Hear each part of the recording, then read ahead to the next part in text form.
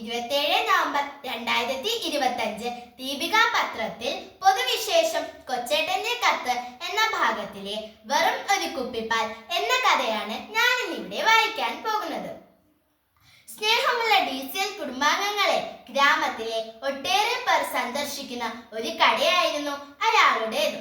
പാലും മുട്ടയും ബട്ടറും ഇറച്ചിയും ചീസും ആ കടയിൽ കിട്ടുമായിരുന്നു. നല്ല ഗുണനിലവാരമുള്ള ഭക്ഷ്യവസ്തുക്കളായതിനാലാണ് ഗ്രാമത്തിൽ എല്ലാവരും തന്നെ ആ കടയിൽ എത്തിയിരുന്നത്. ഒരു സായാഹ്നം കടയുടെ ഉള്ളിൽ ആൾ കുറഞ്ഞപ്പോൾ കടയുടമ ഒരു സിഗരറ്റ് വലിച്ച് അതിന്റെ കുറ്റി നിലത്തേക്ക് ഇട്ടതാണ്. കടലാസും മറ്റും ഇട്ടിരുന്ന വേസ്റ്റ് ബോക്സിലേക്കാണ് സിഗരറ്റ് കുറ്റി വീണത്. പെട്ടെന്നാണ് അത് സംഭവിച്ചത്. ഫാനിന്റെ കാറ്റേറ്റ് സിഗരറ്റിന്റെ തീ കടലാസുകളിലേക്ക് പടർന്നു. തീയും പുകയും ഉയരുന്നത് കണ്ടപ്പോൾ കടയുടമ അലറിക്കൊണ്ട് വെള്ളം വെച്ചിരുന്ന ജാറിനടുത്തേക്ക് ഓടി. നോക്കിയപ്പോൾ ജാറുകളിൽ ഒരു തുള്ളി വെള്ളം പോലുമില്ല. അയാൾ ബക്കറ്റും എടുത്തുകൊണ്ട് പുറത്തേക്ക് ഓടി സഹായത്തിനായി നിലവിളിച്ചു. എന്നാൽ ആൾക്കാർ ഓടിക്കൂടിയപ്പോഴേക്കും തീ ആളിപ്പടർന്നിരുന്നു. ഫയർഫോഴ്സ് എത്തി.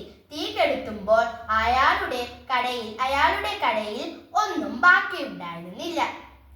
തലയിലും വയറിലും കാലിലും പൊള്ളലും മുറിവുമേറ്റ് നിലവിളിച്ചു കൊണ്ടിരുന്ന അയാളോട് ഒരു ഫയർഫോഴ്സുകാരൻ ചോദിച്ചു, എന്തുകൊണ്ട് തീ ചെറുതായി കത്തിത്തുടങ്ങിയ സമയത്ത് നിങ്ങൾക്ക് അത് കെടുത്താൻ കഴിഞ്ഞില്ല? അപ്പോൾ കടയിൽ വെള്ളം ഉണ്ടായിരുന്നില്ല. താടിക്ക് കൈത്താങ്ങ് കൊടുത്ത് അയാൾ വിതുമ്പി കരഞ്ഞു.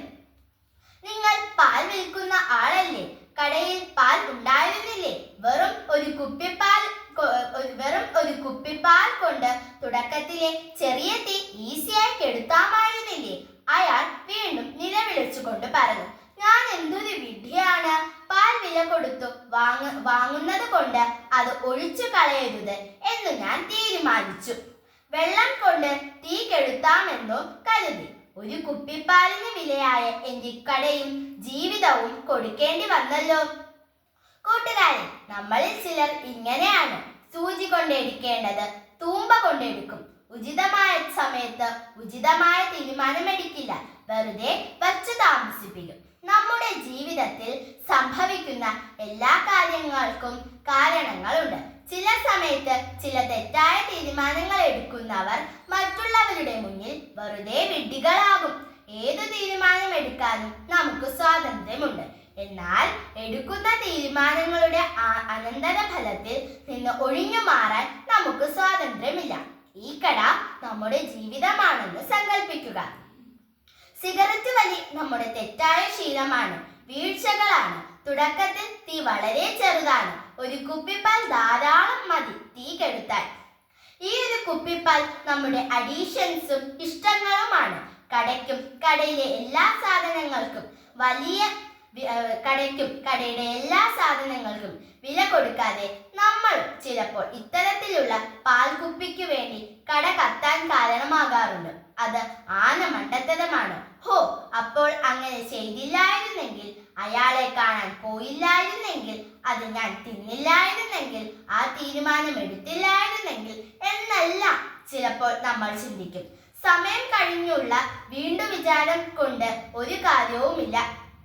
നളചരിതം ആട്ടക്കഥയിലെ ഉണ്ണായി വാര്യരുടെ വിഖ്യാത ചോദ്യം മറക്കാതിരിക്കാം.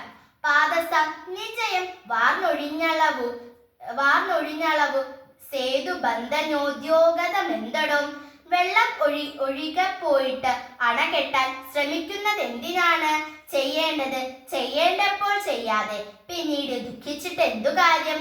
നമ്മുടേത് ഉചിതമായ തീരുമാനങ്ങളായിക്കട്ടെ, അത് ഉചിതമായ സമയത്തു തന്നെയുമായിരിക്കട്ടെ. സ്നേഹപൂർവ്വം, സ്വന്തം കൊച്ചേട്ടൻ. നന്ദി.